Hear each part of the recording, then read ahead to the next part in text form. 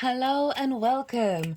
This is the All 12 Signs video series for the Virgo full moon that's happening on the 24th of February 2024 at 5 degrees and 23 minutes of Virgo. I am going to be reading for Cancer and Gemini in this video.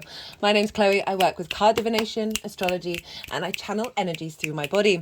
I've been doing physical light language for nearly 3 years now, and I've had a vocal light language activation recently. So this is drawing in energies from different dimensions to help us heal, help us clear stuck energy, and open up portals to source by bringing in activation codes that are getting us more in alignment with our soul's frequency, our inherent soul frequency in this incarnation. Even if you're not consciously aware of these movements, of the sounds, of what's going on, this is still in alignment with your higher self. So it's still bringing in some activation codes there. Right, for those of you who know your time of birth, I really recommend checking out the sign that falls in the first house, which is your rising sign, where your ascendant is first, right? The astrology will link in closest to that sign being in the first house. All of them will.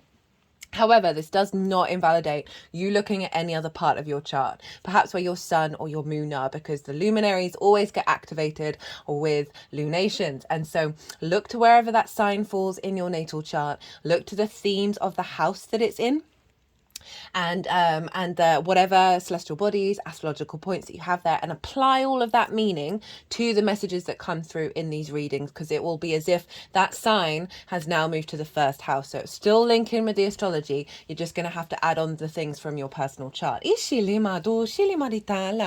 Right, I'm going to leave this introduction short and sweet and get on with reading for Cancer. Cancer rising. How you doing, Cancer?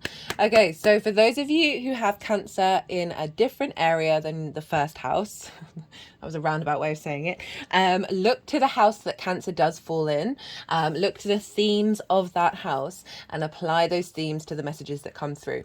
And say your moon is there, right? So say you've got Cancer in the 6th house, which is how you work, your physical health and routines, and your moon is there, so you're very intuitively aligned with your physical health, and are nourished by embodying your work, right? So those kind of themes that will show up for that house and what you've got in there in terms of celestial bodies, that has now, all of that energy and all of that information has now moved to the first house. So the astrology that I'm going to talk about is still going to link in, but you just got to apply a little bit of astrology maths from your own personal chart. Right, so that's what's going on.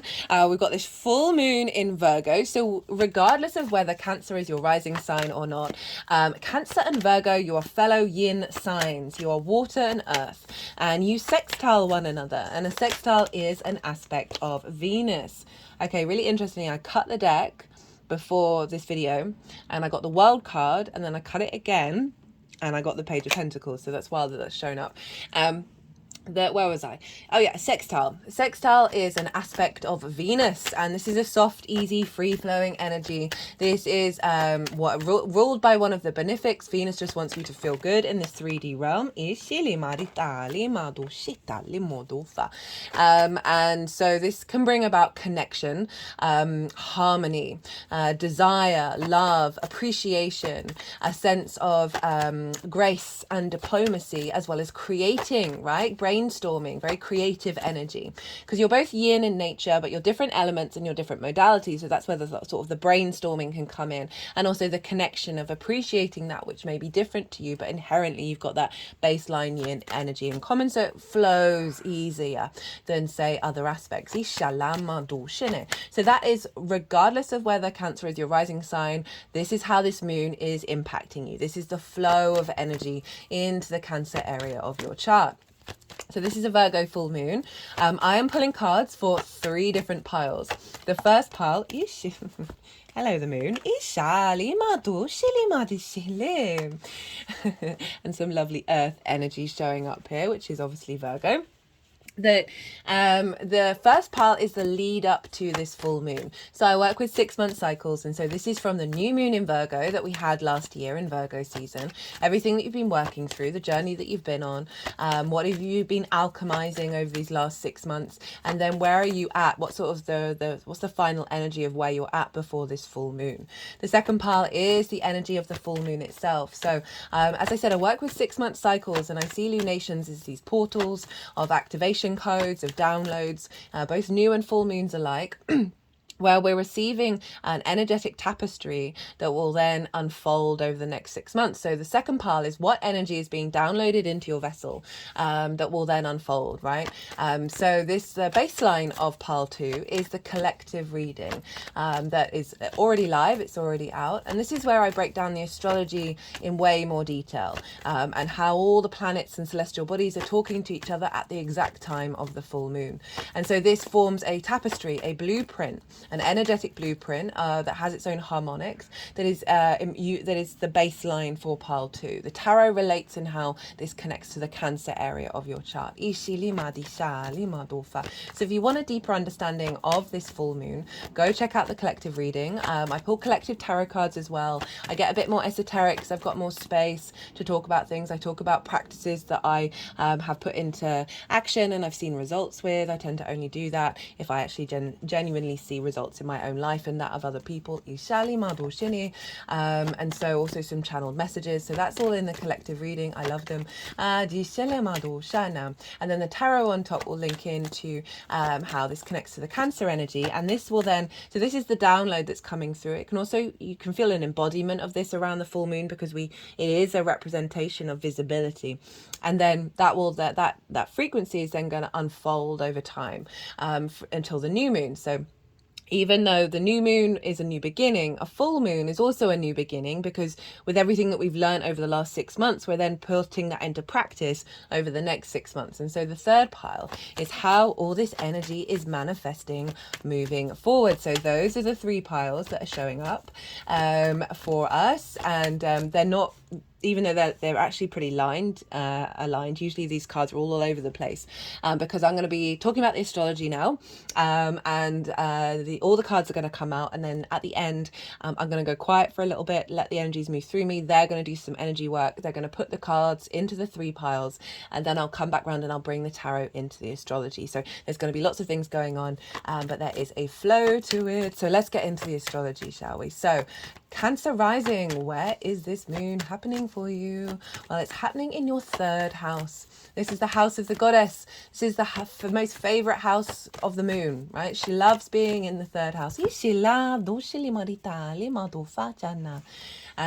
And this is where we bring so it's opposite the 9th house, which is Pisces, which I'll get to, where the sun is. And those are our big picture perspectives, right? The 9th house, the house of the gods. And the house of the goddess is where we bring those big picture perspectives into our day-to-day practices, right? So this is our environment.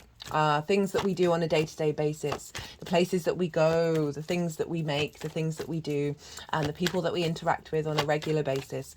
This is your local community, as well as how you communicate. And communication it comes in many different forms. Everything that we do, everything that's going on around us, it's all energy transfer, it's all information transfer, it's all communication. And this is the lens in which your Mercury sort of operates, right? So Mercury is the collector of the information, the bringer of flow, and the 3rd house is the lens in which that information is expressed. Okay, so this is Virgo, so there's a very analytical energy here, the ability to impart wisdom as well, because Virgo is a very of service energy, so is Pisces, and it does want to facilitate, right? Virgo is the practical application of Mercury into the 3D realm. So doing day-to-day things, you can be very practical, you can see where you need to tweak things and bring more flow into your life, but there is an element of over analytical, right? And this has come up in the collective reading that we are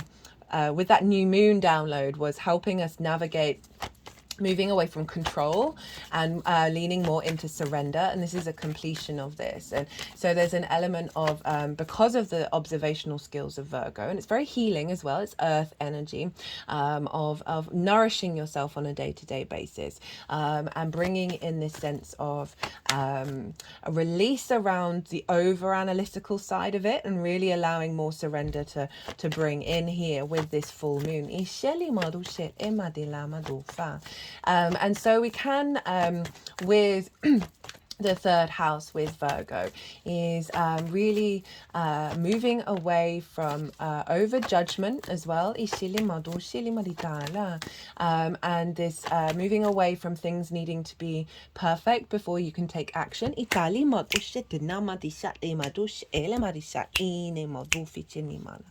And really lean into sort of the earth yin energy of being in flow and surrender.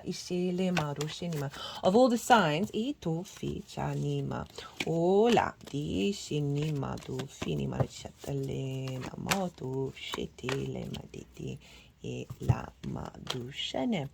of all the signs, Virgo, all the earth signs, Virgo can be considered more of an air sign as well, because it's ruled by Mercury. So there is this element of the analytical, and what we're really doing is we're grounding into a sense of safety and security and stability, of deep healing.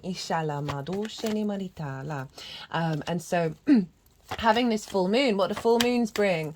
Well, full moons can highlight three different things, I find, collectively. They can either all three things can show up, or none, but these are just the big main hitters that I notice. And the first one is trigger time, and that is because the moon, our emotional being, our intuition, our unconscious space, where are our needs being met or not being met, how to nourish ourselves and others, is receiving the full light of the sun, right? The full visibility. The unconscious is in there's clarity there, and there's a sense of direction towards this space that is illuminating those things that may so I find that this is highlighting. A full moon will always offer you some wisdom about what it is in your unconscious you need to look at and integrate. So this can bring up triggers based on trauma responses and limiting beliefs, of your needs not being met, of not feeling nourished, of a block around your intuition in the way that you express yourself, and holding on too strong. And so the moon can come along and the sun can bring up one of those triggers to sort of say, hey, this is something you need to focus on and work with over the unfolding months. The second thing is, say you've worked on something, say you've been doing the inner work. Often we need a situation to show up, as annoying as it may be, that mimics an old trauma, that mimics an old limitation, in order for us to physically and emotionally move through that situation and realize, oh, this is no longer affecting me, because we can get a bit clouded about the good work that we're doing on our journey and forget it. And so the full moon can bring that into balance, to highlight your alignment, because we've got the sun and the moon, they're opposite one another, and that can highlight where you're out of balance, where your perspectives may be out of balance, of you bringing that meaning into your day-to-day, or focusing too much on the small things and not zooming out of the bigger picture, right? So that's where the imbalance can be, or bringing in some balance of say your expression of your perspectives may not have landed with other people, and you may have got frustrated with that and found it difficult, of like, why aren't you fully resonating with everything that you're saying, and then maybe getting a bit frustrated, or feeling like closing off of sharing those perspectives. Whereas what we really want is to embody a sense of inner space and inner peace, and this can bring up that old situations that are no longer affecting you, right? And then the third thing is a celebration, a completion of your heightened intuition, your needs being met, feeling very nourished around this full moon energy. So these three things can show up. And this is a very similar energetic frequency to what we just had with the Leo full moon. And that is because we had With the Leo cycle, the Leo new moon last year, Venus was retrograde at the time of the new moon. So that retrograde energy, that revisiting, that revising energy of the going back and forth and not quite getting direct motion was imprinted in the Leo area of our chart over the last 6 months. So that full moon represented a completion of that cycle and a closing out of the tendrils that were left with the Venus retrograde. And I saw that across the board. I saw that with almost everyone I spoke to and engaged with, of situations showing up that were linked into old patterns of worth around the heart space, showing up and just not caring, it not impacting the heart space anymore, and as well as feeling very grounded within themselves and very supported in their heart space, right, and very nourished internally. Now we have a very similar frequency with this Virgo full moon, because last year during the Virgo new moon, Mercury was retrograde in the sign of Virgo. It's a very powerful Mercury retrograde. So we're closing the chapter of a lot of things that may not have quite kicked into manifestation after that Mercury retrograde. We're bringing more depth and nuance, and there's an element of completion around this. So if you've had difficulties around expressing yourself, or certainly finding the words, right, so communication, the lens in which you communicate, landing on the right things, this is because this Mercury retrograde was imprinted into that cycle. And so we're moving away from that where we're taking more clear steps forward. So those three things can show up around a full moon. And so this can be a real celebration of the way that you communicate, finding deep meaning as you've integrated your perspectives into your day-to-day, and just feeling really nourished, doing the washing up or something, and feeling really attuned, that you're in union, that there's more flow in your expression of self socially. So let's look into the astrology. So what's going on first? Well, we want to look to where the sun is, and the sun is over in Pisces, opposite the sign of Virgo. As I said, this is the house of the gods. This is all about your perspectives, your big pictures, your philosophies, your morals, your ethics, your questions about how you connect to your society, to your culture, to the world, to the universe, and it's your interlinking to matrices that are bigger than yourself and your understanding of that, right? It is all about perspectives. It's also about teaching and learning, about mastering something. And so this is in order to broaden your understanding and then share that energy with others. It's not about trying to change people's minds. It's also about going and living somewhere for a longish period of time that is unfamiliar to you, right? So it can be linked into going and living in a foreign country to broaden your perspectives, but also say you lived in a town your whole life and you then moved to the countryside. That is a different perspective, as well as this can be spending more time on the astral plane. So the sun is there, so the vision and clarity is focusing on this alignment with your perspectives, and finding more expansion and clarity around those things of how you see yourself in the world, feeling more confident about that. The sun is in its favorite place as well. It's in the 9th house. So we've got the two luminaries in their favorite places. So this is really beautiful energy for you, Cancer. And so there's a real sense of what's coming through is a completion of old cycles of distortion around how you map yourself out in the world, which then has an impact on how you find meaning in the day-to-day, right? A lot of the time, the 9th house can get really affected by what's going on in the world. That we can then feel quite lost and not understand what is the point of any of it, and that drains the meaning from our day to day. So it can be an element of clearing out old patterns around that, as well as really activating a strengthening in your ability to communicate your perspectives.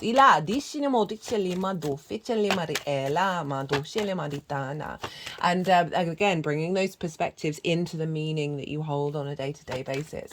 Now, not only that, we have the ruler of Virgo, which is Mercury, and we always want to look to rulership, because whatever's going on with the ruler of a sign is impacting the sign that it rules. So Mercury is also over in the sign of Pisces. So we're having a lot of Piscean influence with this Virgo full moon.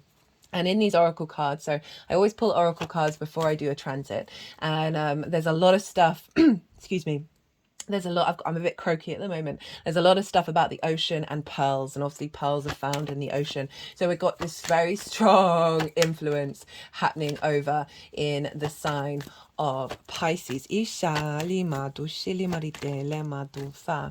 And so we've got Mercury there with the sun, and Mercury in Pisces is traditionally deemed to be in its fall, but I've done a Mercury in Pisces transit series. That was for last year, but a lot of that information is still relevant. So say you got Mercury in Pisces, go check it out, because it might change the perspective that because I listed loads of people who have Mercury in Pisces and they're all phenomenal.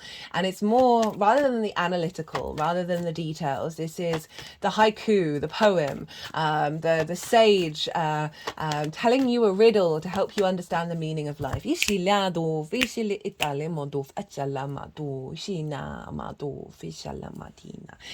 Pisces energy is very fluky, it's very synchronistic, because it's dealing more with the unknown rather than the rational. And there's so much more that we do not know about, that's of the workings of the universe, that comes through that Pisces energy. It's like it's being able to manifest things out of thin air, of saying a phrase that you would never have thought of that makes inherent sense. And it's the combination of all things. It's the collective emotional unconscious space. And so we've got this very magical energy showing up. I always find that the Pisces and Virgo energy is like practical magic. And not only that, but we've got Saturn conjunct the Sun and Mercury. And Saturn can be restrictive, can be limiting, can be frustrating. But inherently, it is getting you in alignment with the strength within yourself, your autonomy, your authority within yourself, of committing to this current incarnation, right? Of understanding cause and effect, right? Of bringing in a level of integrity and commitment into your legacy. So Saturn for me in Pisces is giving structure to the magic. And with Mercury, he's able to pick up the details in the unknown, right? Beyond the rational, beyond the 3D. And basically pull rabbits out of hats, in combination with Saturn and the Sun, of like the plans, the ideas, the constructs, the limitations that we have around the 3D. Well, these are getting cracked open with this stellium that's happening up in Pisces, of allowing us to surrender to the vast possibilities of the universe, co-creating with us from that element of surrender, of bringing in possibilities that are beyond your mental limitations. And these three planets are all going to conjunct one another exactly on the 28th of February. I've put some dates in the description box that are in the lead up to the moon and following the moon, that are big moments that we're having in the astrological weather. There's lots going on over these last couple of weeks that are really marking big shifts energetically for us all, and you can really feel it. So we're going to have these three planets conjoin each other after this full moon. So after we've got this download, they're all going to conjunct one another exactly on the same day. So we've got this real alignment of strengthening our commitment to our legacy, the vision of the mind, of the sun, the vision, the clarity, and then Mercury being able to weave and navigate in landscapes that are unfamiliar to us, that are very playful. So that's one of the major aspects. We've got all this heavy energy pouring into the moon, and influencing the moon, of bringing those big picture perspectives, realigning your understanding of yourself in the universe, that is then going to be putting this into a completion energy of old distortions and bringing in a new integration of your understanding of yourself within the universe. Now, as I said, this moon is sextiling your Cancer energy. So this is bringing this full moon is bringing in frequencies of getting in alignment your embodiment of self with this new ability to express yourself, right? This new ability to find meaning in your day-to-day through your embodiment. Very creative energy here, of activating new frequencies around deeply understanding the way that you express yourself and how you connect to your environment, right? Bringing in a frequency around your local environment that is based on this new understanding of self, right? So the more that you're third house is an alignment, the more that you're able to move with more grace and ease of the first house in your embodiment, and strengthening that intuition, and not feeling as sensitive. Because you're getting a lot of strength coming from the ninth house of not necessarily getting shaken off your perch by other external factors. So let's talk about some of the major aspects that are happening with this moon. So we have this opposition, but we've also got a grand Earth trine. This moon is very yin in nature. We have Jupiter over in Taurus. We have the moon in Virgo, and we have Ceres and Cupido over in Capricorn. So these are all aspecting one another. Let me just... and I'll show you when I do the full thing, that they're all providing inspiration and wisdom, a sense of bringing together of all these of all the earth energies and expanding. It's more generous energy, it's free flowing. There's a sense of confidence and wisdom and faith that the trine can bring in. As I said, very inspirational. And for you, Cancer, Jupiter is over in your 11th house of hopes and dreams, friends, groups and alliances, and reaping the benefits from your 10th house. Jupiter is expanding here, is bringing more ease. All the work that it did in Aries in your 10th house is now unfolding. And this is going to start picking up speed soon as well. And so Jupiter is providing more inspiration and wisdom around your hopes and your dreams. And we've got Ceres and Cupido over in your 7th house of your one-to-one, right? This is the house of the other. This is intimate relations. This can be business partners, one-to-one clients, intimate friends, as well as more long-term committed romantic relationships, because it's linked into marriage, because it's linked into contracts, this level of commitment of the 7th house. It's also source. Okay, so it's those that one-to-one, that intimate energy. And so Ceres is the asteroid of the earth mother, the harvest, the nourishment, is now in the 7th house with Cupido. And Cupido is like unexpected desire. There's an element of the unknown with Cupido. We don't know where that arrow is going to hit. Where with the collective reading, it's very much surrendering away from control and allowing the possibilities, this very heavy Pisces energy of that which is beyond your own limitations to come through, right? And not worrying and fearing about whether you're making the right decisions and headed in the right direction. So moving away from that fear energy and really leaning into your intuition, right? And how you embody that, and allowing that to unfold, because you're not trying to control things. So we have the grand Earth trine is activating your 3rd house of your environment and your communication, your 7th house of one-to-one intimate relationships, and the 11th house of hopes and dreams, friends, groups and alliances. So this is reaping the benefits from your 10th house. So this can be more in alignment with your one-to-one clients, that is in the way that you express yourself and communicate, that is facilitating an activation with Jupiter to expand more on reaping the benefits from your 10th house.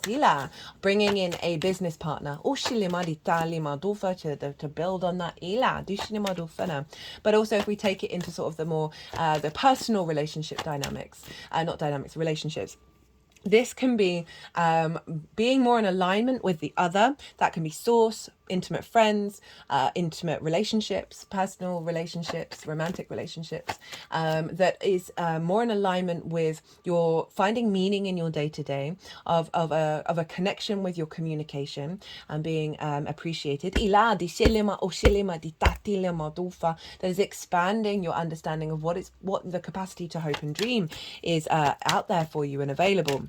Now, Jupiter and Ceres and Cupido, I should have mentioned a bit more about Cupido. So this can, as I said, a reignition of, there's almost a fated energy with this, of something being drawn towards you that is more in alignment with your perspectives, and the way that you wish to be in receipt of communication.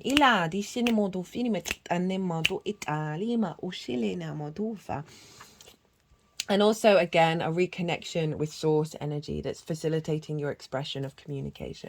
Now, the Jupiter and Ceres and Cupido are forming sextiles to the Saturn, the Moon, and Mercury. And sextiles are an aspect of Venus. So another soft, easy, free-flowing energy. And this can bring about that creation energy that I talked about, the appreciation and value. So we've got that 7th house, 11th house feeding into your perspectives. So you're finding more connection with the other in relationship to your alignment with how you see yourself in the world. And this is all forming an energy around tapping into your hopes and your dreams around these things. Let me just show you quickly. This will be on my Instagram as well as on the community page. So you see those blue lines. This is forming a kite formation. So you see the sort of the head of the kite is towards the sun and the tail of the kite is at the moon. Now this all is very positive energy with the structure of the opposition, right? So it's providing a lot of wisdom, a lot of creativity. It's feeding into the moon. The release point for a kite is the moon. So this is all of this energy is being pulled into the moon of you finding the ability to bring deep meaning into your day-to-day and the motivation to implement these things on a day-to-day basis. Of your environmental energy being more receptive to this alignment.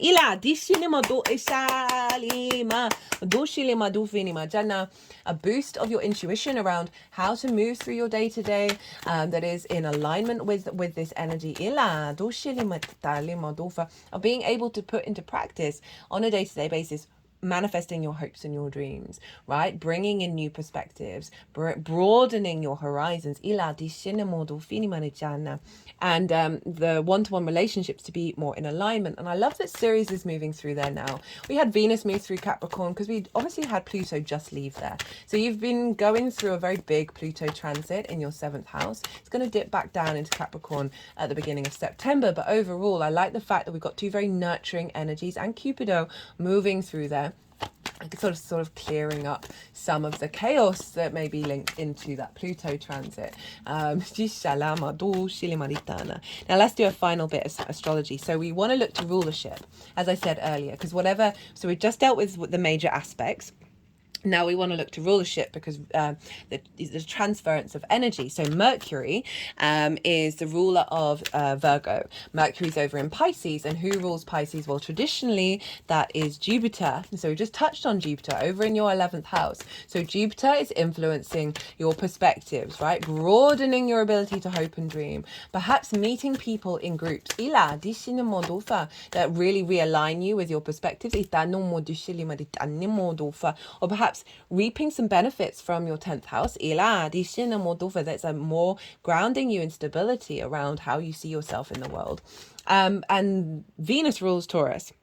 So Venus is influencing Jupiter. So Venus is over in your 8th house of, this is the give and take between you and the outside world, right? Can be time, money, things, energy, intimacy. There can be codependency here. There can be isolation here, not feeling supported, only supporting yourself, like just focusing on yourself and not giving back, right? Or taking too much. There can be a lot of distortion in the 8th house. It is the house of transformation. Now Venus is there and she is bringing some harmony to this frequency, right? And she's just come out of conjunction with Mars. They're still very closely conjunct together, but the exact conjunction happened on the 22nd. Again, that's in the description box. And they're all still very close to Pluto. So we've got the feminine, the masculine, and we've got the neutral energy of Pluto, all in alignment, bringing in balance within yourself in terms of relationship dynamics. That's then feeding into Jupiter of not living in fear, scarcity, resentment. They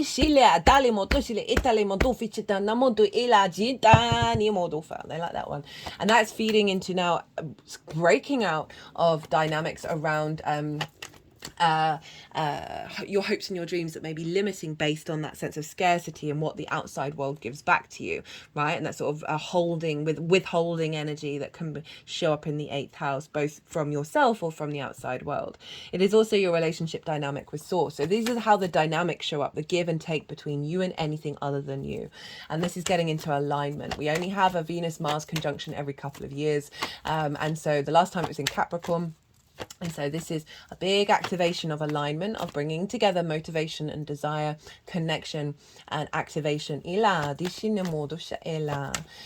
they're squaring Jupiter. So it's a big energy showing up here of bringing things into manifestation. Now, all of that's then feeding back into Jupiter, right? That's then feeding back into Mercury. That's then pouring back into the moon.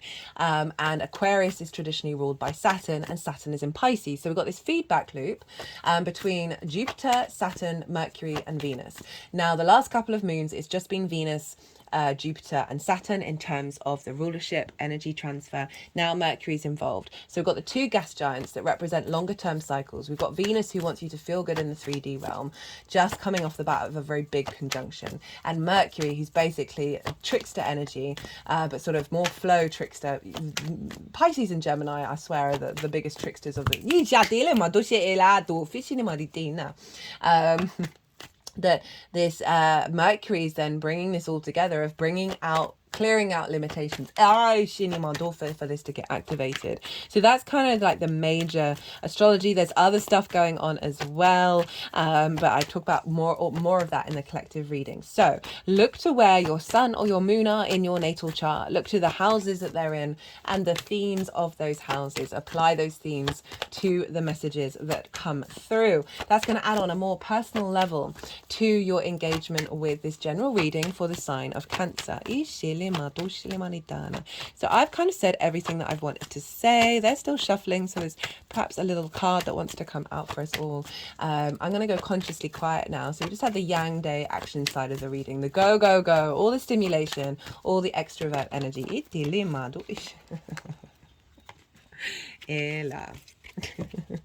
Of course, the Hermit was the last one that wanted to come out.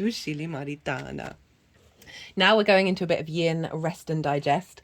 So I'm going to go consciously quiet. I'm going to soften my mind. The energies are going to move through me. They're going to move the cards around. They're going to do some physical and vocal light language. And then they'll put the cards into the 3 piles. And that's when I'll bring the tarot back into the astrology. So I call you to soften your mind as well. You just had loads of information thrown at you. And this is, let that all settle into your unconscious and then see what intuitive hits come up for you while we're having this little bit of yin time. Ishila do shilima dishena do shitili me do finima jitela ela ma ot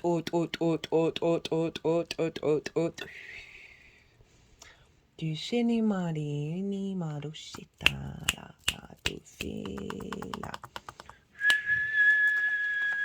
di do fini ma itina ushini medishala ila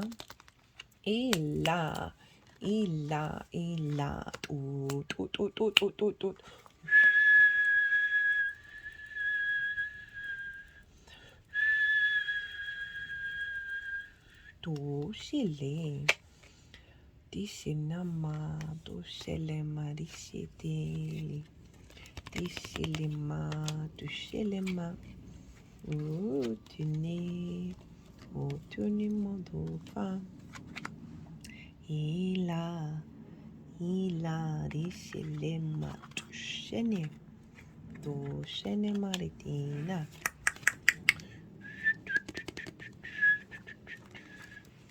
dila dila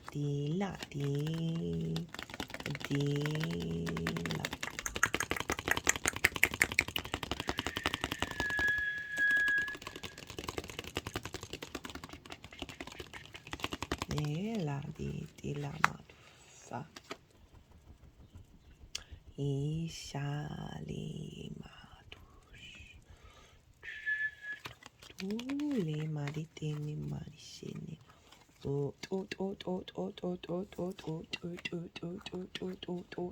shini mariti shini maricha ela madu shini mati shini maritini shini do fini jani mati shela do fishina do shini mariti di la do fani jena itu fini tu fini maricini maritella. Illa. Tu fini maricciata li maru shili ne modu fi. Shini maritina. So I just paused to drink some water, Cancer. I've got a bit of a tickle at the moment, and I felt called to look at the bottom of the deck, and we've got the Hanged Man, and this is Neptune, and Neptune is currently in Pisces. Ishilima, du finacciatali maritina, ila.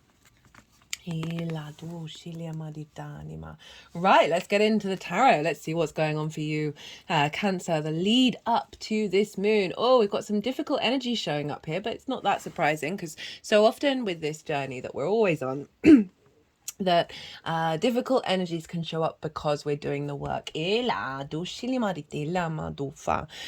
this is the 6-month cycle from the Virgo new moon that we had last year, and this was including the Mercury retrograde.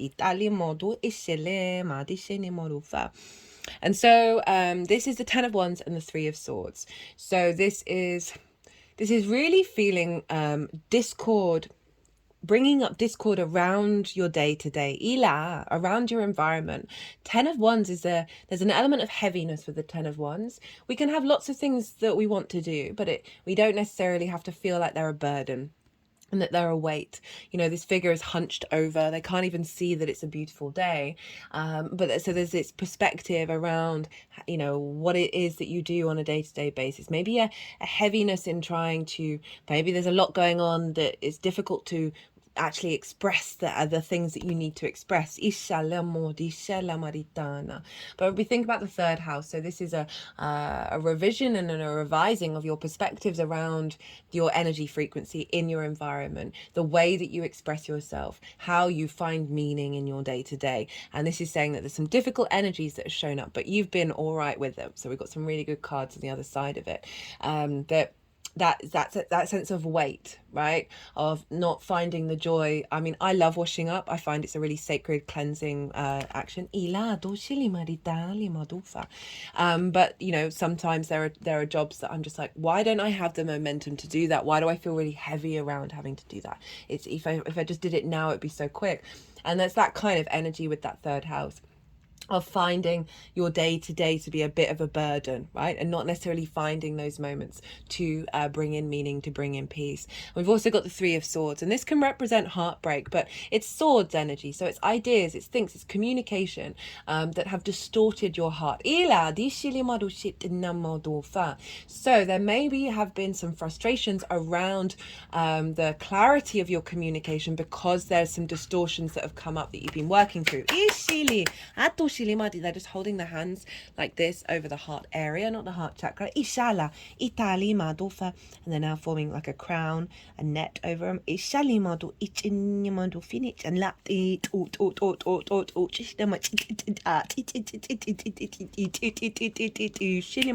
like they're whatever residual of the 3 swords are being pulled out, because they're just moving over each of the 3 swords, and are focused at the heart, the eye at the middle of this, of the 3rd eye activation of the, whether you're conscious of it or not, like the clarity of knowing through your instinctive actions on your day-to-day to bring that more into alignment. And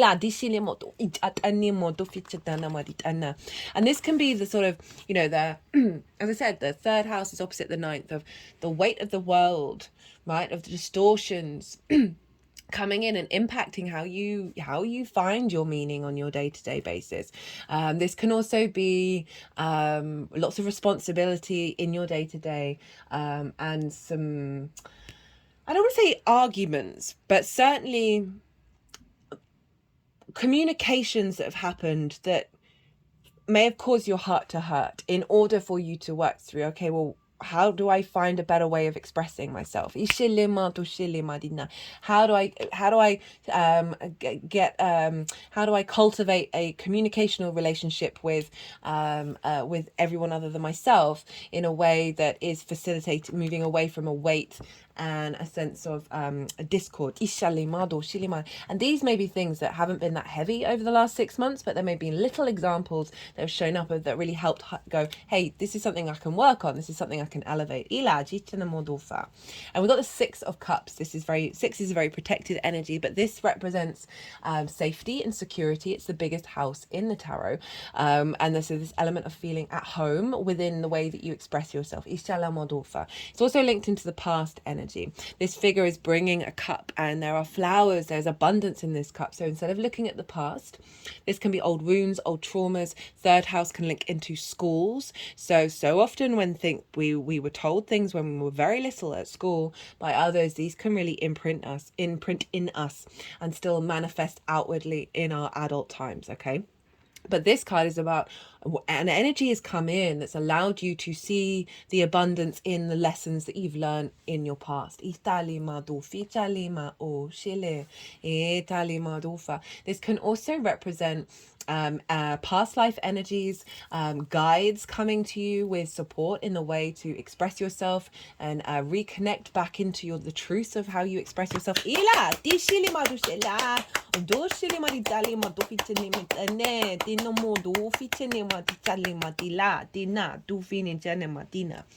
And we've got it with the Page of Pentacles and the Queen of Pentacles, so big earth energy showing up. Page of Pentacles is saying a new way of communicating has been coming through, right? Remember that Mercury retrograde, it hasn't quite, we're finishing up that cycle, so it's going to really blossom afterwards. But a new framework has come through, and you've been nurturing it and nourishing it and taking care of it and bringing in a sense of fertility into this new dynamic, right? But it's still building, So what's showing up for the full moon itself? We've got the Devil, we've got the Nine of Swords in reverse, we've got the Hermit, this is Virgo's card, we've got the Hanged Man in reverse, and the Seven of Wands in reverse. So when I saw the Devil, it kind of wanted to be half and half, and they were doing some work with that, the Two of Cups, and what was the other one? The other card, was it the Page of Pentacles? I'm really sorry, I forgot about that.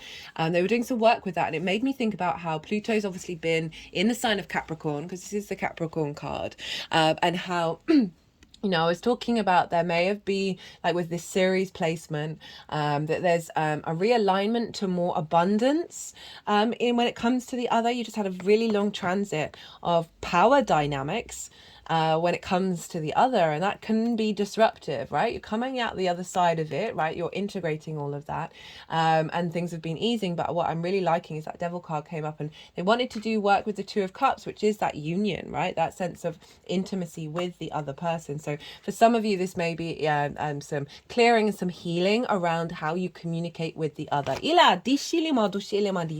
and how you interpret the other communicates with you, and any limitations and binds that you may have found you believe to be real are in fact an illusion, because we've got this with the Nine of Swords, right? So this is a clearing away of anxiety around that which in fact isn't true. But also the other side of the Devil card, which I feel I try and mention these different versions if I feel called to. And the main message I see with the Devil, Capricorn is very powerful energy, right? The Devil image was taken from Pan and from a lot of pagan male fertility energy, right? The horns were meant to represent sort of deep manifestation in this 3D realm. And it got distorted by certain elements of the Christian church in order to control rather than liberate.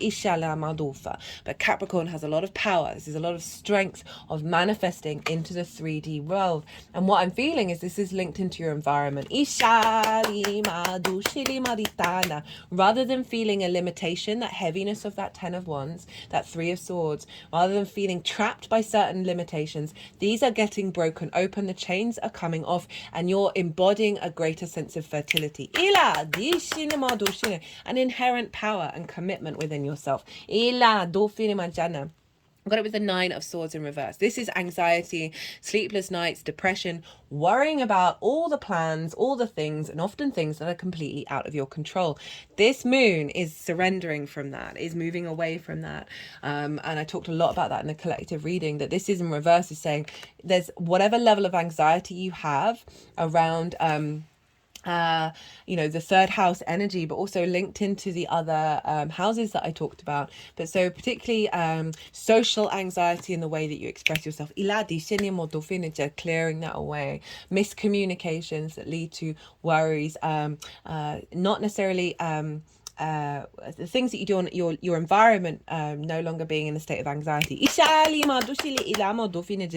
Finding more meaning, right? Right, when we're in this space, our brains are flooded with cortisol and adrenaline, and we can't really think when that's happening. We can't be at peace when that's happening. And so this is bringing in a sense of peace into your environment that's then going to be providing a lot more opportunities of expression. And what's coming through having this being cleared out is the Hermit, right? The wisdom that you have of expressing yourself, right? And we've got the Hanged Man in reverse. Now the Hanged Man upright, this is about pause, this is about limbo. In order to receive divine wisdom, this is the only card with a halo. Upright, it is about that moving out into the world. So this is the frequency that's coming through, that's then this inner cultivation and expression is going to be more accessible to the outer world. And we got the 7 of Wands in reverse. So this figure is on a cliff, representing they have the higher ground, right? But they're in conflict mode. They're in a scarcity mindset. They're a bit uncertain, a bit unsteady. They don't really know. They haven't been able to fully embody that knowing of the value that they have, and it's in the reverse. And for me, this is always moving away from that conflict. And in this particular deck, it's great because instead of you're falling into the hive, right, you're now working with the collective of the bees. So more collaboration rather than feeling that if others are doing similar things to you, that you're fighting with one another. And it's really interesting, this card's shown up a fair amount because I brought up in the collective reading that a lot of comics have heavy Virgo placements, and I've really noticed that there's an energy with the comics who have done well of really wanting to pay everything forward and not minding if other comics come onto the scene because there's room enough for everybody. So it's very much moving away from scarcity, of feeling like you got to fight off the competition, and shifting that energy and knowing truly within yourself that you are the embodiment of the I am. I love the 3rd house.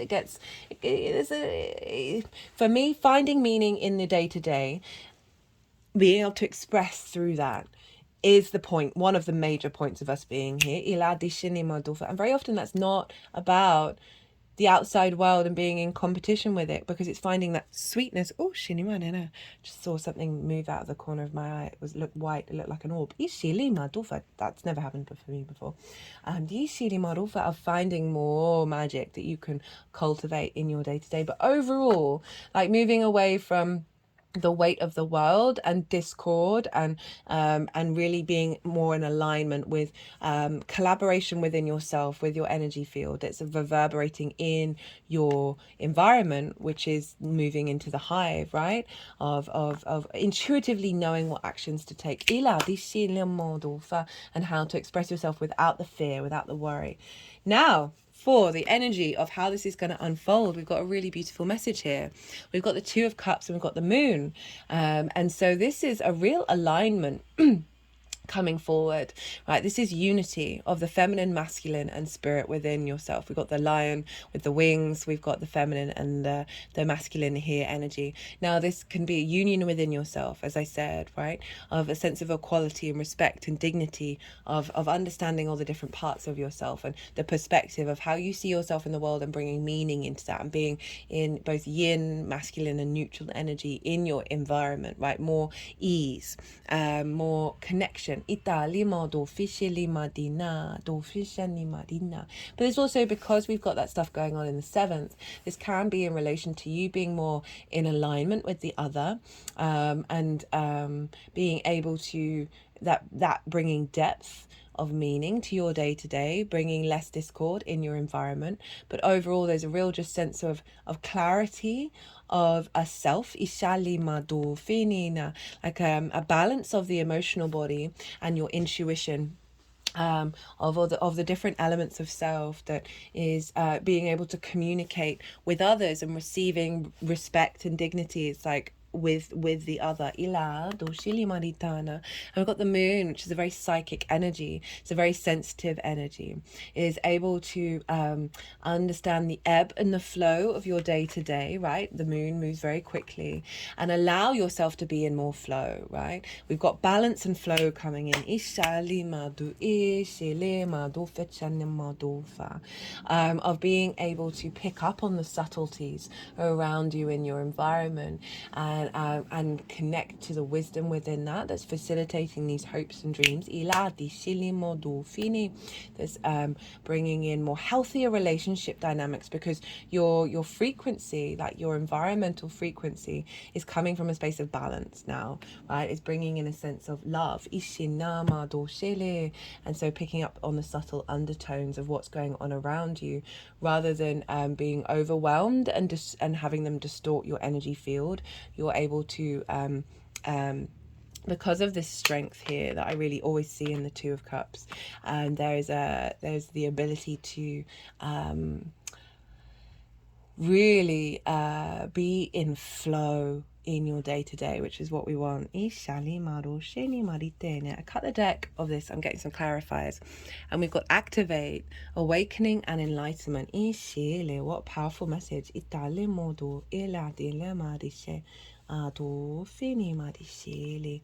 you've been working on this activation, right, of really expressing yourself from a higher frequency. You know,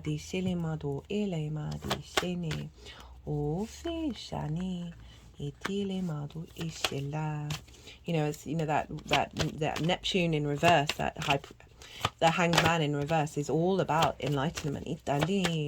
And through this pause, through this ability to allow ourselves space internally, we are able to tap into that awakening. Okay, we've got the Emperor showing up. Order, logic, stability, plans. This is Aries energy. This is your 10th house of your career, and your life purpose. And I was saying Jupiter in your 11th, you're reaping the benefits from that. But now we've got this sort of Emperor activation of your intuition on the day-to-day of what to do is getting you in alignment with your life purpose and those hopes and dreams of expansion, and just feeling really more confident with yourself, and feeling more in cut the deck and got source, love, and light. And I love that going with the Emperor of the Emperor isn't phased. It's very sovereign energy. It knows its own divinity. And even though it's Aries, it doesn't have to fight. It can be very the ability to understand. Again, this is Emperor's long-term thinking of like knowing what actions to instinctively take in the moment that are facilitating serving the empire. And I really do love that we've got love and light with that, and source energy coming through and saying, look, you're being held right now. You're being there's an integration here with that 7th house of source, of how you communicate your essence of your soul.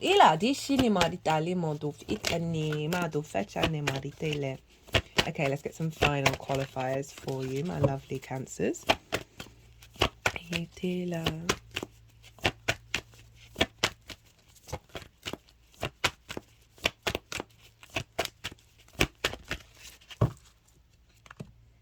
Got self-discipline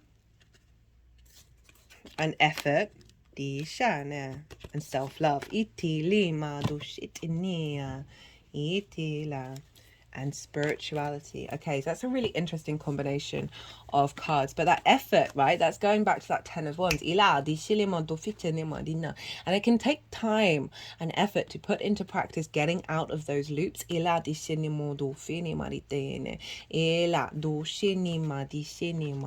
we've got self-love and self-discipline, right? So a cultivation of inner love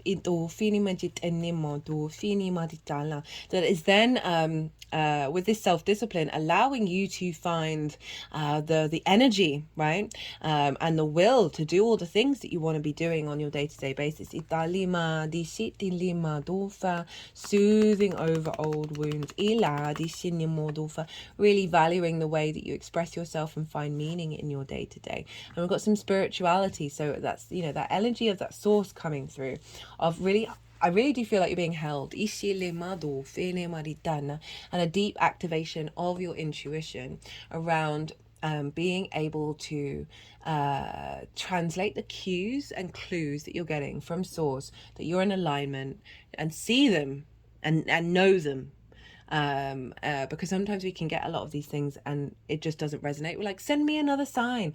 I just feel like there's a grounding, there's an embodying of this that is allowing you to be aware, the analytical sides of Virgo, of your environment with these new perspectives. Right, Cancer, I'm going to leave it at that. I hope you enjoyed this reading. If you did, don't forget to hit the like button. And I'd love to hear from you, so any interaction would be really lovely, just to see what's going on with you in your life. If you want a personal reading, whether that's a natal chart reading or a pure tarot or a blend of all the things, send me an email, write the context of sort of what it is that you're searching for, and I'll get back to you. I love tailoring it to the client. I'm working on a website, so soon that's going to be more accessible. Be good to yourselves, Cancer, be good to those around you, and most importantly, be well until we meet again. Gemini rising. How you doing, Gemini? So we've got this full moon in Virgo, and regardless of where Gemini, oh, that reminds me, I've forgotten. Sorry, I've been all over the place in terms of my communication ever since I've had my vocal light language activation, because the 3D is trying to catch up with the expansion that's going on. So for those of you who don't have Gemini in the first house, which is your rising sign, look to the sign, look to the house. This has been happening the whole time. Look to the house that Gemini does fall in. Look to the themes of that house and apply those themes to the messages that come through, right? So say you've got Gemini in the 6th house of how you work, health and routine. So your moon is there, like your intuitive connection to your physical health and your needs being met around the embodiment of work. Apply all of that meaning that you find in your natal chart of wherever Gemini is, celestial bodies, themes of house, astrological points. Apply all of that, because it's as if that Gemini energy with all of that has now moved to the 1st house.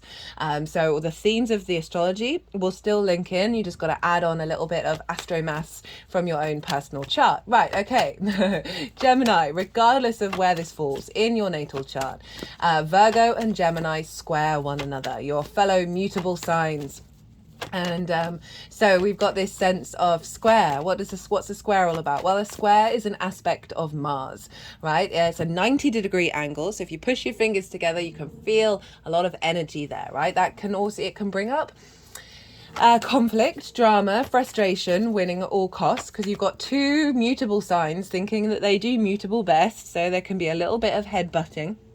However, squares are big manifestation energy. They're a hard aspect, so it does involve a little bit more effort and a little bit more work, but it is big manifestation because it's linked into friction, into movement, right? And without friction and movement, we wouldn't have atoms bumping up against each other, creating 3D linear time frame, space, dimension that we're very consciously aware that we're in. So this is manifestation on the 3D plane. Is building energy. So those of you who didn't catch the introduction, regulars, apologies.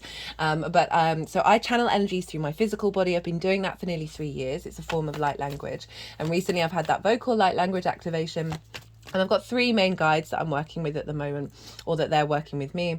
And one of them is the one that just came through. That's a sort of a masculine yin yang energy. It's about manifestation on this planet and protection, earth protection. So it's quite funny that that came through while I was talking about building. Ishile do fishile edata shinimo dofa. And dili ma doshili menina. This is more of the feminine yin energy, very ethereal. It's about attunement and healing. Ila dishili ma dofini. That one is more the neutral energy, more connecting to the inherent nature of source and the sort of the fundamentals of the universe. It's linked into sacred geometry, more the archetypal and architectural structures, code downloads. So this is the three energies. We have the feminine, masculine, and spirit within us, and so this they're working together in order to get this into alignment. So we've got this big manifestation energy that's happening with this full moon.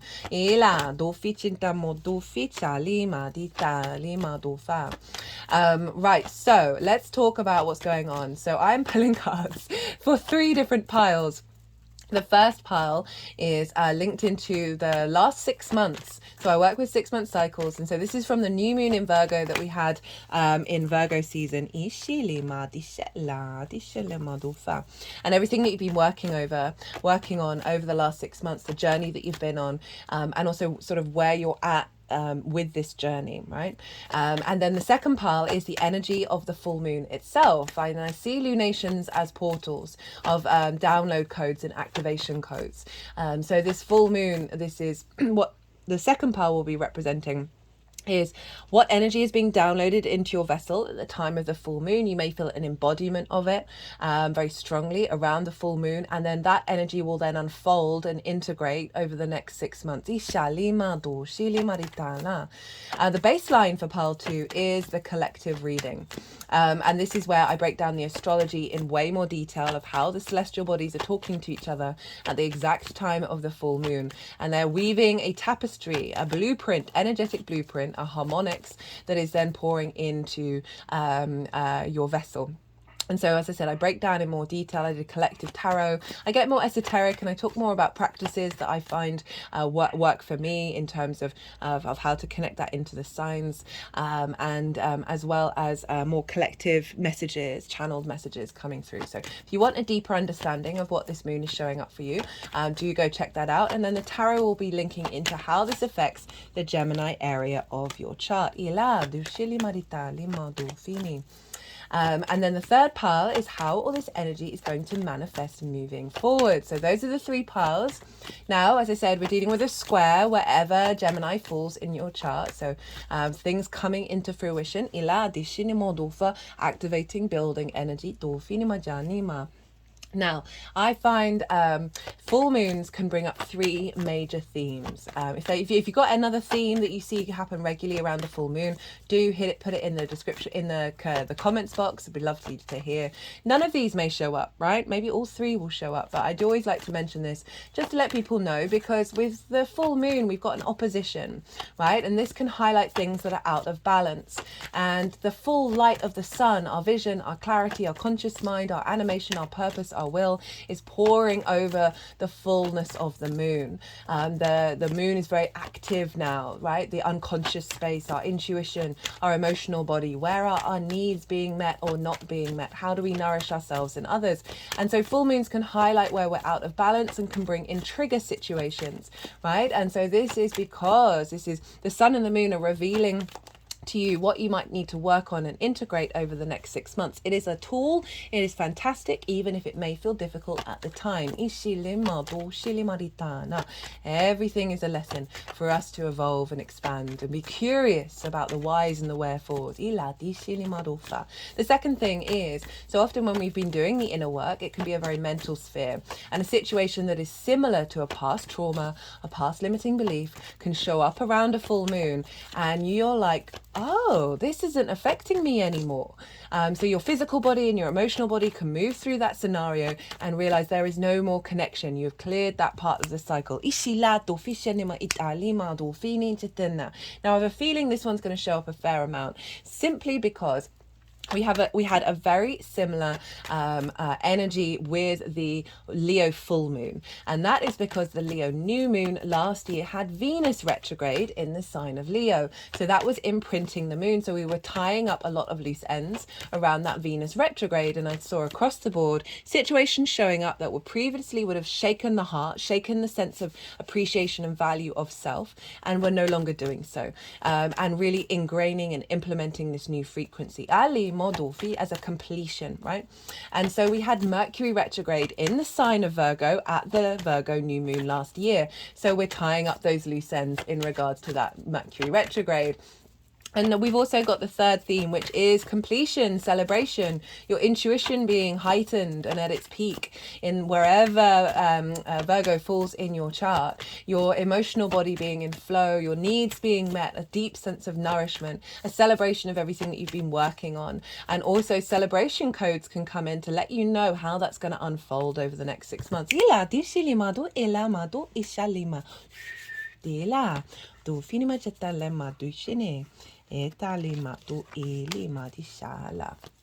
Okay, so those are the sort of the main themes. Now let's talk Gemini rising. Where is this happening for you?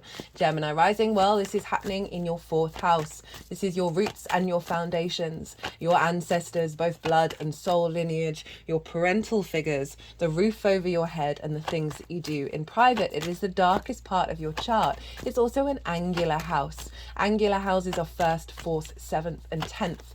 And so when we have transits in angular houses, these are big pivot points, because these houses mark the foundational cross of your natal chart, and there's a lot of power there. And so we've got this full moon happening in your home, right, in your foundational space. So what can this mean? This can be so the sun is over in the 10th house of your career, your life purpose. Career doesn't have to be life purpose. Your reputation, your visibility. It is the highest point of where the sun was on your birthday, right? Big visibility. How big outside world sees you. And so there may be distortions that show up around imbalance between a healthy home and a healthy work life. You may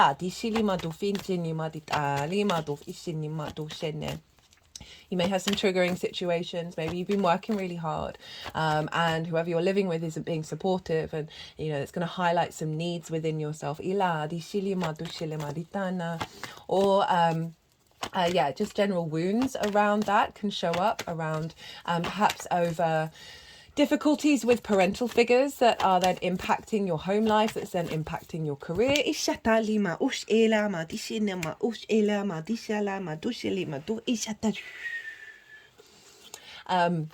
As well as certain situations showing up that previously may have derailed you a little bit, disrupted your foundational energy, sent you a bit off course, that are no longer affecting you anymore. And so this can be a real sense of acknowledging that the work that you've done in your foundational space, of bringing in more depth and expression of your embodiment of self. Mercury rules your sign as well, Gemini, so that's your 1st house.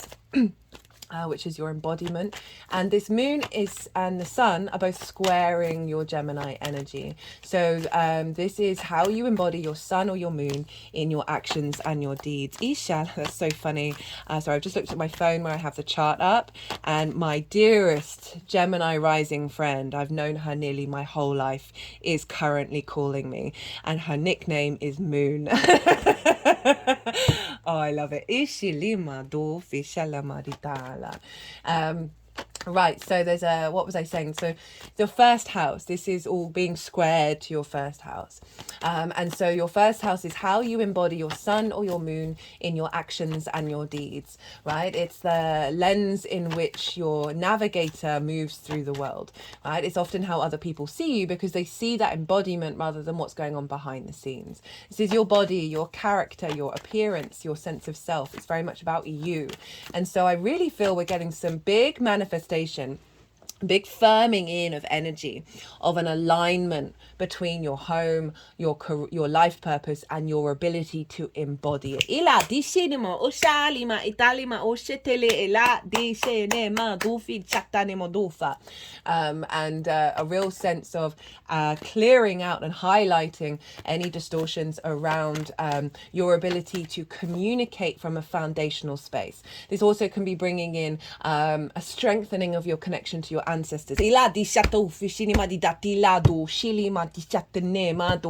And old cycles around ancestors who haven't necessarily been able to be visible, be seen in their career, be achieve their life purpose.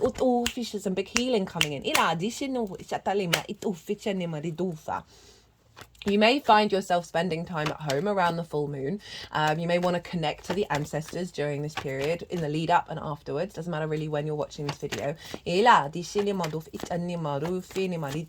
But overall, what I'm getting is a sense of a grounding, a real solidifying of you feeling at peace in your foundational space. And I'll talk more about that in terms of the astrology. So we want to look to some of the main aspects that are going on with this moon, and we have the Sun, Mercury and Saturn opposing this moon, right? They're over in your 10th house of your life purpose, of your career, of your visibility. Right, I love this combination. And a couple of days on the 28th, so 4 days after this moon, they are all going to be exactly conjunct one another on the same day. This is very, very powerful energy, and I love that we've got this full moon that's tying up that Mercury retrograde cycle before we have this conjunction. So Mercury, so the Sun is there, the Sun is shining visibility in where you want to be headed with your life purpose. This can bring in more intuition around your being able to facilitate that from your foundational space.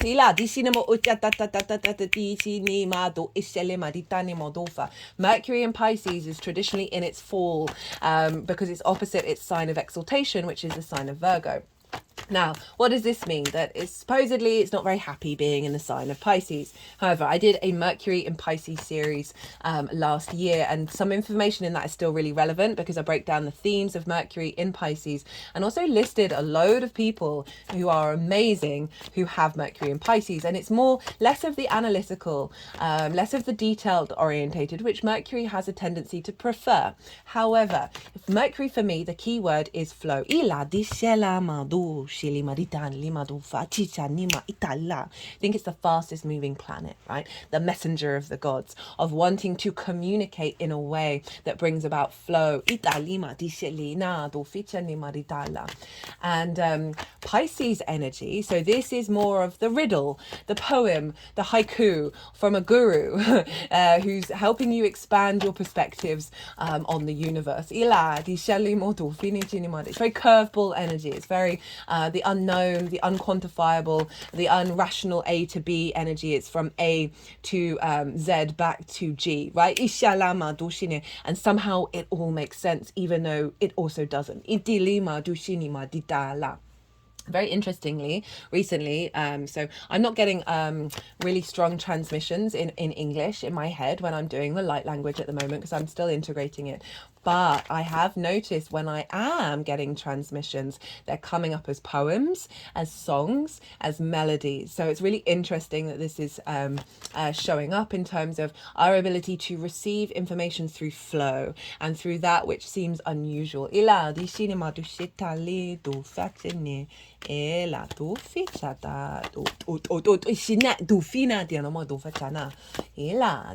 Saturn's card.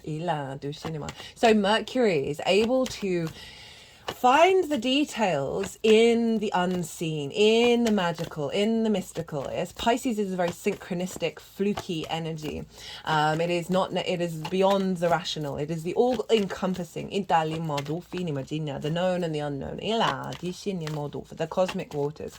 And Mercury is facilitating being able to tap in to that energy and find the information that it needs in order to facilitate this moon, right? And we've got it conjunct the sun, our vision, our purpose, our will. So you've got more focus going on over in your career house at the moment. Wherever the sun is where our focus is. And so this is with Saturn, which can bring about maturity, responsibility, a sense of authority, commitment to your integrity and your legacy, but may do so by bringing up restrictions and limitations and frustrations. But in this energy, what I'm really feeling is like Saturn is bringing structure to the magic of Pisces, right?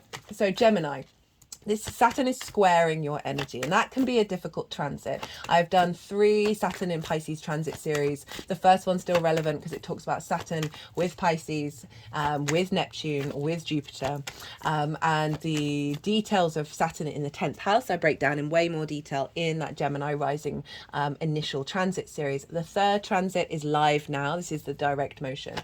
Regardless of whether, so this is squaring your Gemini energy and what you've got going on in Gemini risings or any mutable signs, rising signs. This is also happening on angular houses for you. So this is a very potent, powerful, potentially difficult energy with Saturn, but it's worth it in the long term. So if you're struggling, if I didn't know astrology, oh my goodness me, I've got it opposite my sun at the moment. I've got a Virgo sun.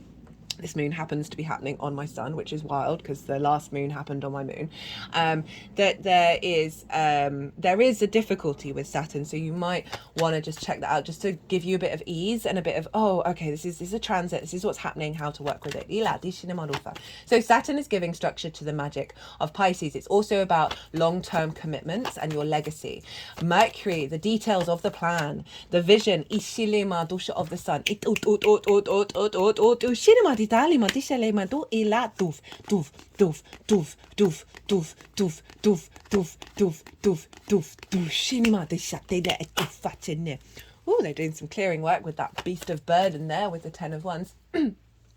So we're now bringing in new perspectives, right? We've got a heavy influence of Pisces on this Virgo moon. I find with the Pisces Virgo axis, this is practical magic.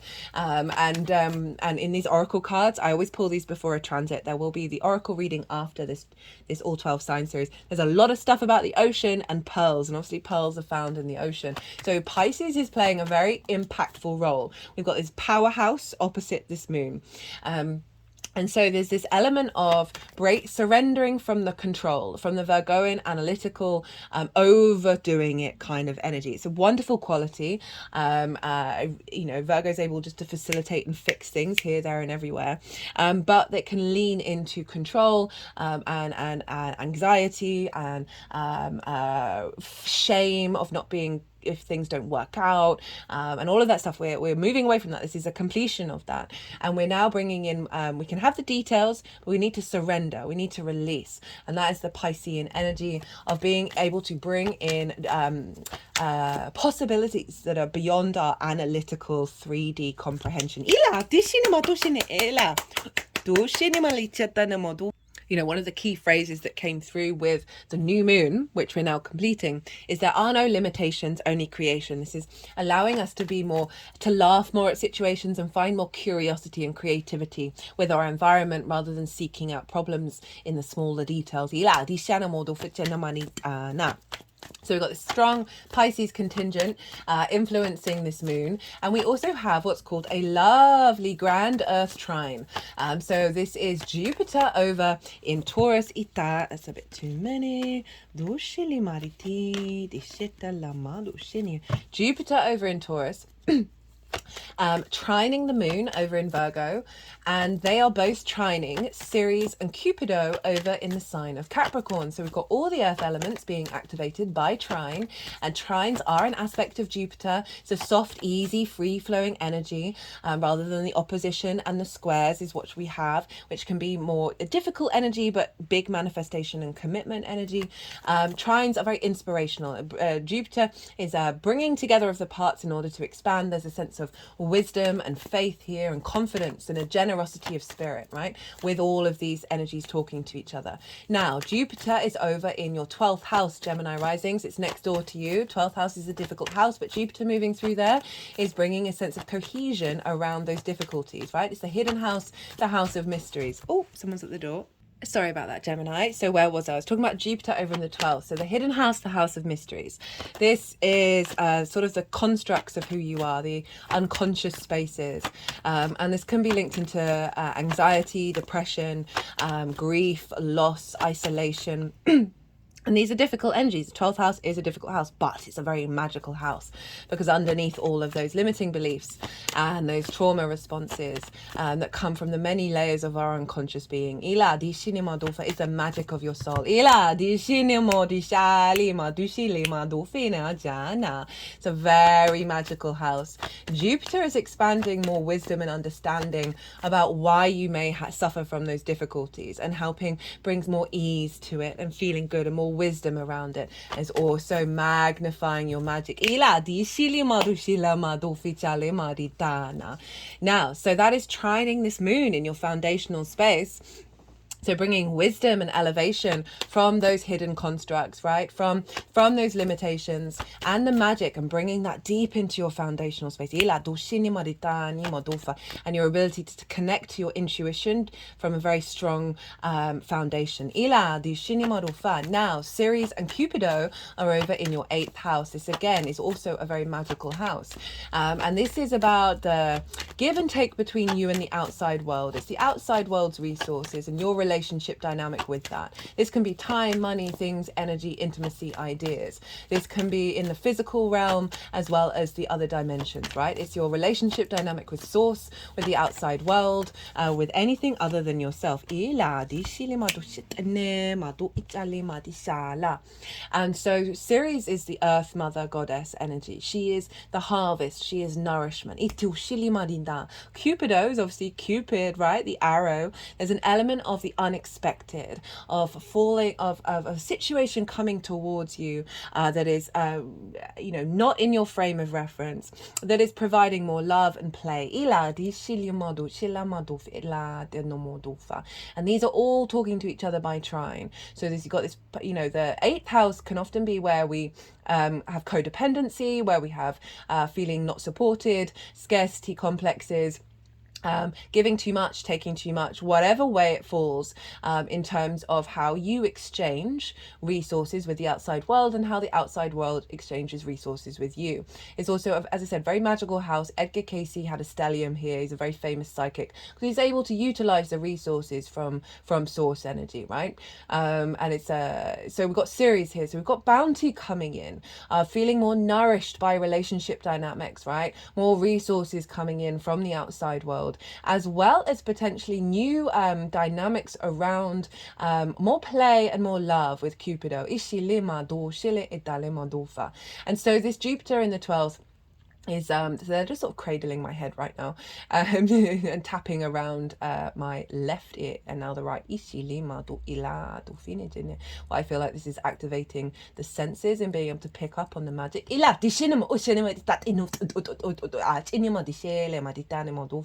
Jupiter is helping release old wounds, old love languages that we learn from a very early age, and also imprints from past lives and ancestors. The 4th house. And basically there's a lovely feedback loop between your intuition and your needs being met from a new level of a deeper wisdom from your unconscious space and the magic, and a sense of abundance when it comes to relationship dynamics. Now, Jupiter, Ceres and Cupido are sextiling Saturn, the Sun and Mercury. And so this is sextile as an aspect of Venus. So this brings about creativity, connection, harmony, love, appreciation, value, and it's forming a kite. So I'm just going to show you. It will be on my Instagram page as well as the community page.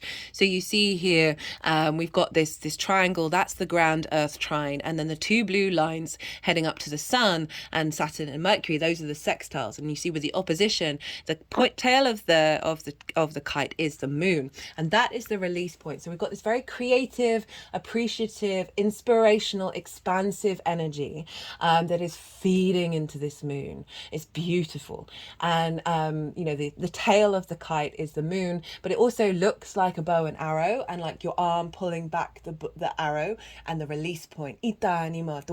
So the setup, right? The full moon is the completion of the setup of the frequency, and then releasing it, and surrendering to where that arrow may go. You have faith of where it's headed, but it's not about the details of how it gets there. It's not about the how. So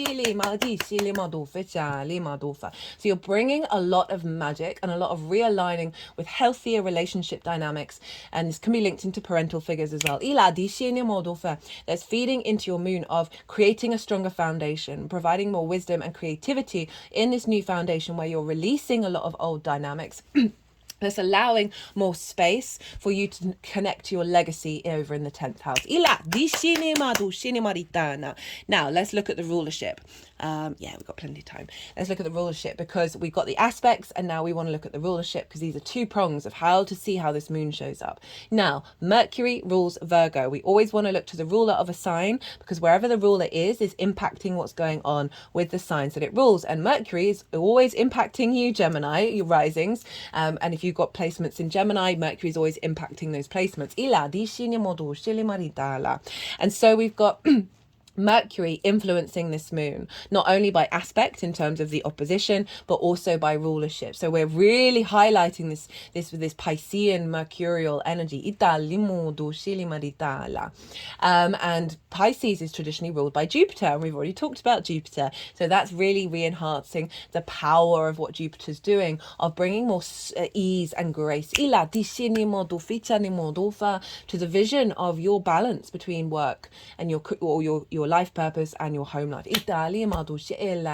Venus rules Taurus. So we want to go and to look to where Venus is. And Venus is over in the sign of Aquarius, in your 9th house of how you see yourself in the world, right?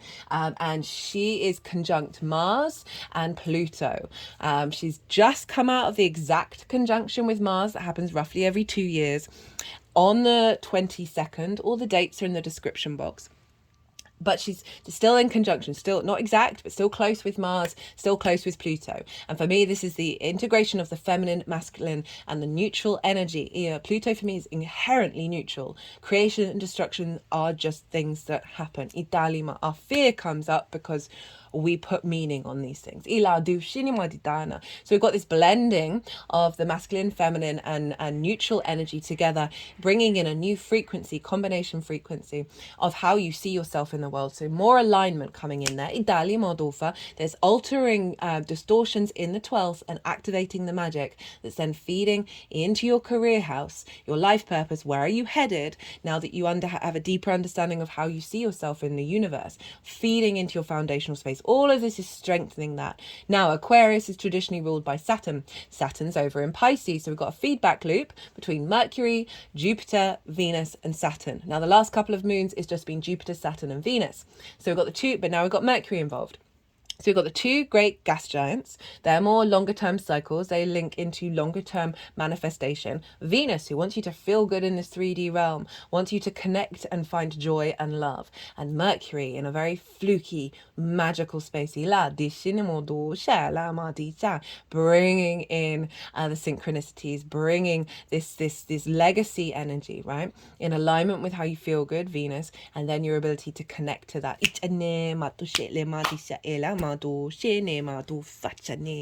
Right, that's everything that I wanted to say with the astrology. They put the deck down a while ago. So look to where your sun and your moon are in your natal chart. Look to the houses that they're in and the themes of those houses, right? Though those themes are likely to crop up, maybe all of them, maybe none of them, but there's a couple that come up that are going to give a more personal understanding of how this moon is showing up for you. So that's going to add on another layer beyond everything that I've just talked about and beyond what's going on with the tarot. So I'm going to go consciously quiet now. I'm going to soften my mind. The energies are going to move through me. They're going to do some physical physical and vocal light language. They're going to move the cards around and then they'll put them into the 3 piles, and that is when I'll bring the tarot back in alignment with the astrology.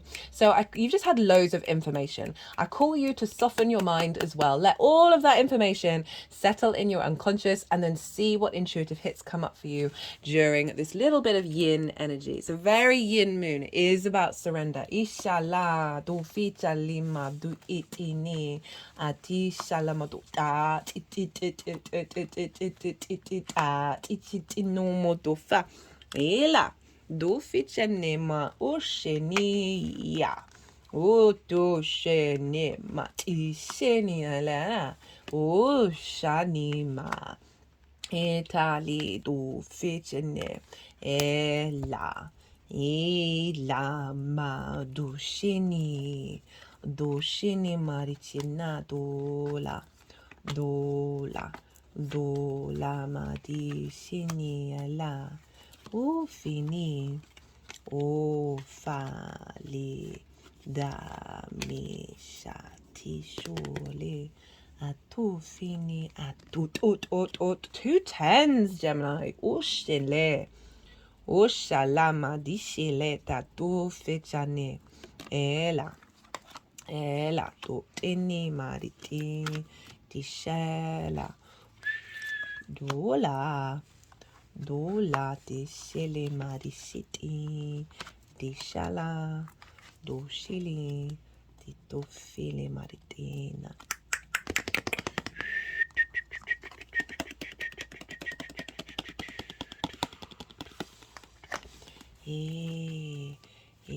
Madishi ela da ichina ela doshini maritina ufina chetina tani marishela tu shini maritela tu shati le ela echali tu funny ala. Right, Gemini. So what have we got here? We've got 2 tens. Blimey, nearly swore then. We've got the 10 of Wands, we've got the 10 of Swords, with the 6 of Pentacles and the Knight of Swords. So these are, whenever cards for me show up like this, it's like they aren't fully like loud and proud that this energy is really big in your life, but they're not reversed yet. So it's like this midway, halfway point of revising and acclimatizing and changing your dynamics. That they may have come up a bit loud, come back down, come up, gone back down. Sort of, you're in the limbo land of working through this energy. So this is the 10 of Wands and the 10 of Swords.